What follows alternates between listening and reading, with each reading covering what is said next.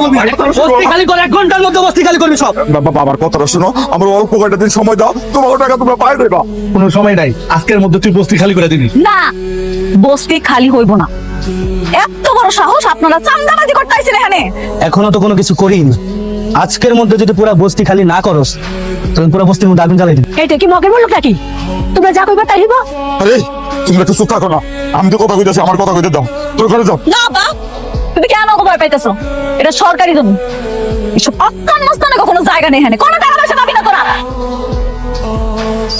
তোর মায়ের চুপ করা, আর তোর মায়ের যদি চুপ না করে তাহলে তুলে নিয়ে যায়।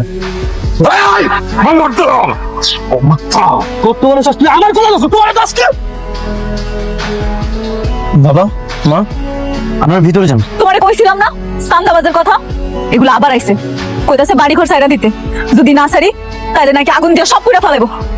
তোমরা ভিতরে যাও, আমি কথা বলতেছি। ভাই কি হয়েছে? কত টাকা লাগবে?